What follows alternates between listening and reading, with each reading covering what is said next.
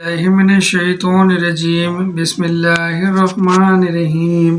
وإذ قال موسى لقومه إن الله يأمركم أن تذبحوا بقرة قالوا أتتخذ هزوا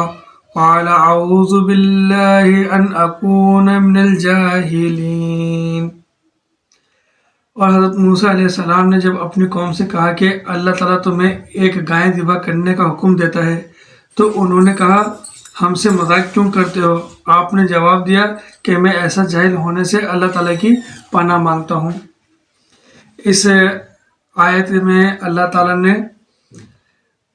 بنی اسرائیل سے کہا کہ یاد کرو وہ وقت جب ہم نے موسیٰ علیہ السلام سے کہا تھا کہ اپنی قوم سے کہو کہ ایک گائے ذبح کرے، تو ان کی قوم نے ان سے کہا کہ آپ ہم سے مذاق کرتے ہیں کہ ہم ایک گائے ذبح کریں؟ یہ کیوں انہوں نے کہا کہ مذاق کرتے ہو آپ ایسا ہم سے کہ گائے ذبح کریں؟ یہ پورا تفصیلی واقعہ یہ ہے کہ ایک بنی اسرائیل میں ایک بہت اعلیٰ شخصیت کا آدمی تھا، اس کے پاس بہت دولت تھی اور وہ بہت امیر بھی تھا اور محلے میں اپنے بہت اعلیٰ عظیم مانا جاتا تھا۔ تو اس کا ایک بھتیجا تھا اور ایک بیٹی تھی۔ تو بھتیجے کے دل میں یہ خیال آیا کہ اپنے چاچا کی دولت کو ہڑپنے کے لیے میں کیوں نہ اپنے چاچا کا قتل کر دوں۔ اور بنی اسرائیل میں جو دوسری ایک ایسی بستی ہے جو کسی گناہ میں ملوث نہیں ہے، نہ کسی کے لینے میں نہ دینے میں، وہ صرف اپنے کام سے کام رکھتے ہیں اور وہ مغرب ہوتے ہی سو جاتے ہیں، تو اپنے چچا کا قتل کر کے لاش ان کے دروازے کے پاس پھینک کر اور میں ان بستی والوں پر الزام لگا دوں گا، ان سے جو ہے قصاص بھی لوں گا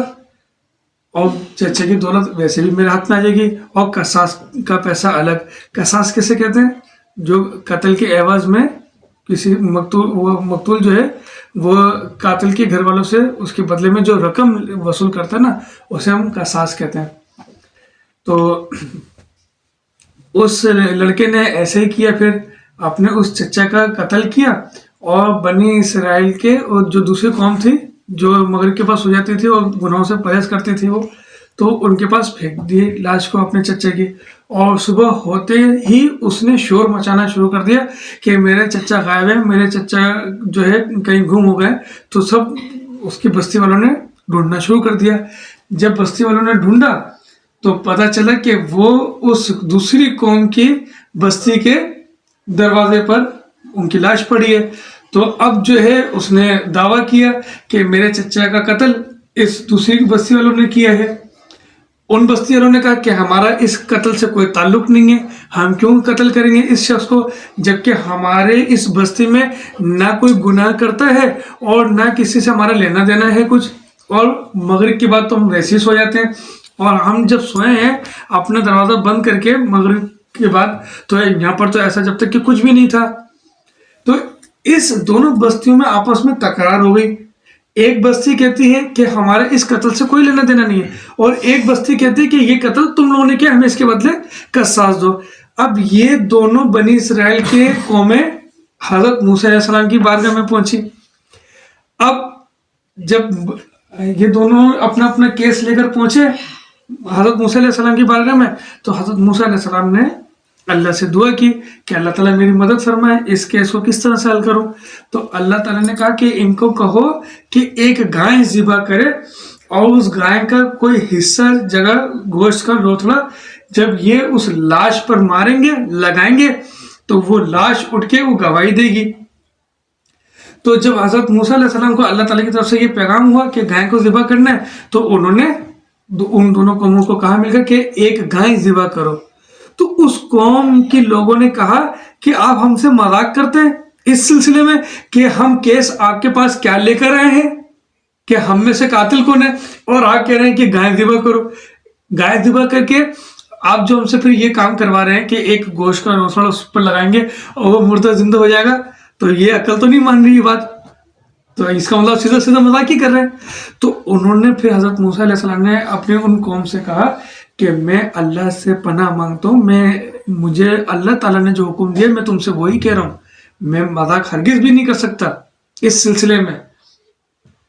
اب جب انہوں نے دیکھا کہ اللہ کی طرف سے حکم آ گیا اور وہ اس گائے کو ذبح بھی کرنا نہیں چاہتے ہیں، کیونکہ وہ اس کو تو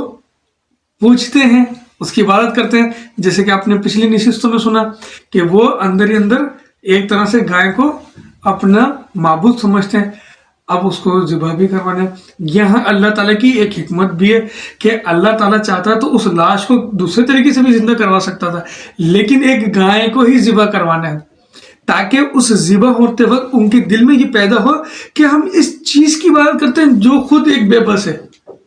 اس کی کوئی خود اپنی کوئی ویلیو نہیں ہے، اوقات نہیں ہے۔ تو یہ جو بقرہ ہے نا، یہ واقعہ اس سورہ بقرہ کا جو نام ہے نا، یہ اس واقعے کی وجہ سے اس سورت کا نام نشانی کے طور پر رکھا گیا ہے کہ یہ وہ سورت ہے جس میں گائے کا ذکر ہوا ہے، ٹھیک ہے۔ تو اب وہ گائے کو ذبح کرنا ہے اور بنی اسرائیل کی قوم جو ہے وہ ذبح کرنا نہیں چاہتی ہے، تو اس کے لیے اب وہ ہیلے تلاش کر رہے ہیں کہ ذرا اللہ سے پوچھیں کہ وہ گائے کیسی ہو، کس قسم کی گائے ہو، ذرا اللہ تعالیٰ سے حلیہ پوچھیں کہ گائے کیسی ہو۔ تو اللہ تعالیٰ فرما رہے ہیں کہ وہ گائے نہ تو بالکل بڑھیا ہو نہ بچہ ہو، بلکہ درمیانی عمر کی نوجوان ہو۔ اب جو تمہیں حکم دیا گیا ہے اسے بجا لو، اس حکم کو بجا لو۔ اب آگے پھر کیا کہہ رہے ہیں بنی اسرائیل، وہ پھر کہنے لگے کہ دعا کیجئے کہ اللہ تعالیٰ بیان کرے کہ اس کا رنگ کیسا ہو۔ فرمایا اللہ تعالیٰ کہتا ہے کہ اس گائے کا رنگ زرد رنگ کا ہو، چمکیلا، اور دیکھنے والوں کو بھلا لگے۔ انہوں نے پھر بنی اسرائیل نے کہا کہ ذرا اللہ تعالیٰ سے پوچھیں کہ اس کی حیت بتائیے، اس قسم کی گائے تو بہت ہیں، پتہ نہیں چلتا، اگر اللہ نے چاہا تو ہمیں وہ مل جائے گی آسانی سے۔ آپ نے فرمایا کہ اللہ کا فرمان ہے وہ گائے کام کرنے والی، زمین پر ہل جوتنے والی اور کھیتوں کو پانی پلانے والی نہ ہو، تندرست اور بے داغ ہو۔ یہ جتنے بھی ہیلے انہوں نے کروائے نا، یہ اسی وجہ سے آج جو ہمیں قربانی کرنی پڑتی نا، وہ ایسی ہی جانور کو کرنی پڑتی قربانی ہمیں کہ جس میں یہ کوئی داغ نہ ہو، زیادہ بڑھیا نہ ہو اور چھوٹا بچہ بھی نہ ہو، درمیانی ہو، بے داغ ہو، اس کے اوپر کوئی چوٹ یا زخم نہ لگا ہو۔ یہ سب کچھ ہمیں دیکھنا بھالنا پڑتا ہے، کیوں؟ کیونکہ اب ہمارے اوپر وہ اللہ تعالیٰ نے قرآن پاک میں ایسا حکم نافذ کر دیا ہے، تو اس لیے ہمارے اوپر بھی وہی سختی لاگو ہو گئی ہے انہی بنی اسرائیلیوں کی وجہ سے، جو وہ اللہ تعالیٰ سے بہانے تلاش کر رہے تھے تاکہ یہ اس کام سے بچ جائے۔ جو شخص کسی کام کو کرنا نہیں چاہتا نا، تو وہ طرح طرح کے بہانے ڈھونڈتا ہے، اور جس کو کام کرنا ہے بس تو وہ اس کو حکم ملتا ہے اور وہ کر لیتے ہیں۔ آ رہی نا بات سمجھ میں؟ تو اب آپ نے حق واضح کر دیا اور حکم برداری کے لیے قریب نہ تھے کہ لیکن اسے مانا اور وہ گائے ذبح کرنی پڑی۔ اچھا، اب وہ گائے کیسے ملی، یہ بھی اس کو بھی واقعے کو میں تفصیلی بتاتا چلوں۔ روایتوں میں آتی ہے وہ کہ جب بنی اسرائیلیوں کے اوپر یہ حکم پورا اتر گیا نا کہ گائے کس طرح سے ہو، کس رنگ کی ہو، کیسی ہو، تو وہ ڈھونڈنے کے لیے نکلے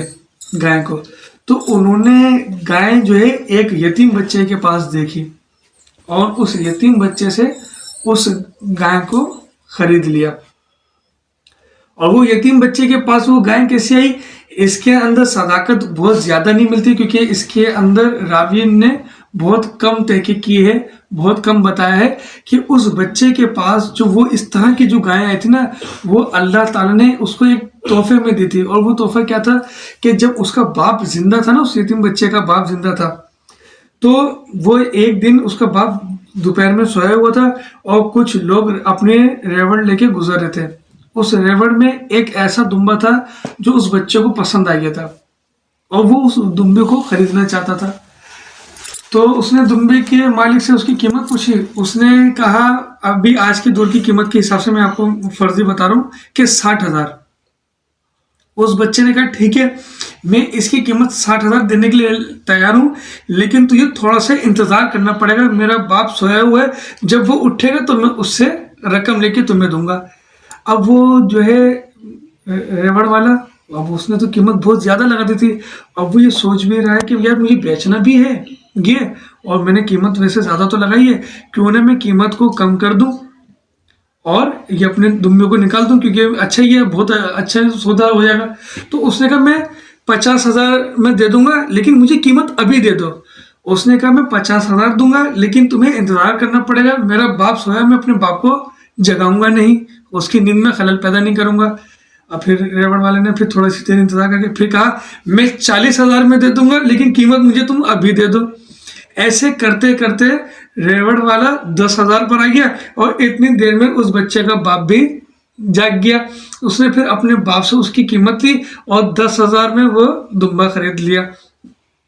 جب اس کے باپ کا انتقال ہو گیا تو وہ جب یتیم ہو گیا، ان کے گھر میں جب کچھ کھانے پینے کے لیے نہیں بچا تو وہ جب جنگلوں میں گیا کچھ لکڑیاں کاٹ کے اپنی والدہ کو اس کی قیمت دیتا پھر تاکہ ان کے گھر میں کھانا پینا ہو، تو اس کو وہ جنگل میں وہ گائے ملی تھی جو کہ اللہ تعالیٰ نے اس کو تحفے میں دی تھی، خود ہی قدرت میں جنگل میں خود بخود آ گئی تھی وہ گائے، اور اس کا مالک یہ بچہ بن گیا تھا۔ اور یہاں سے یہ بنی اسرائیلی اس کو خریدنے کے لیے پہنچ گئے۔ اس بنی اسرائیلی نے بھی اچھی خاصی قیمت لگائی اس گائے کو بیچنے کے لیے، لیکن وہ بچہ بیچنے کے لیے تیار نہیں اس گائے کو۔ تو اس بچے نے آخر جو قیمت لگائی نا بنی اسرائیلیوں کے بہت زیادہ اصرار کرنے پر، وہ یہ لگا کہ جتنا وزن اس گائے کا ہے اس کے بدلے میں سونا تولا جائے۔ تو اتنا سونا پھر اس کو دیا گیا اور پھر وہ گائے خریدی گئی۔ یہ سب اس بچے کو اللہ تعالیٰ نے تحفے میں دیا تھا، کس وجہ سے کہ وہ جو اپنے باپ کی فرما برداری میں اتنا اوپر تھا اس قوم میں، اس دور میں، کہ وہ اپنے باپ کو اٹھانا نہیں چاہتا تھا، جگانا نہیں چاہتا تھا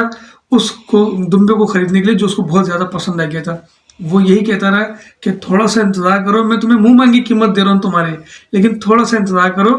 کیونکہ میرا باپ سویا ہوا ہے، میں اپنے باپ کو جگانا نہیں چاہتا۔ اللہ تعالیٰ نے اس کے بدلے میں اس کو یہ انعام دیا۔ آج جب گائے خرید کے لے کر آ گئے بنی اسرائیلی، اس کو ذبح کیا اور اس کو ذبح کر کے جب قاتل پر لگایا گیا، جسم پر ملا گیا اس کے گوشت کو، تو اس نے جو ہے قاتل نے ہوش میں آ کے سب جو سچ اور حق تھا وہ بیان کر دیا کہ میرا قتل میرے بھتیجے نے کیا ہے میری دولت ہڑپنے کے لیے، اور یہ اب میری بیٹی سے بھی زبردستی نکاح کرنا چاہتا ہے۔ اور پھر اس طرح سے حق اور سچ سب کے سامنے آ گیا، اور یہ تھا ہمارا سورہ بقرہ کا قصہ جو کہ اس نشانی پر لگایا گیا ہے کہ یہ سورہ بقرہ اس وجہ سے کہلائی جاتی ہے۔ ٹھیک ہے، تو اللہ تعالیٰ سے دعا ہے کہ اللہ تعالیٰ ہمیں اسی طرح سے اپنے ذکر کو عام کرنے کی توفیق عطا فرمائے۔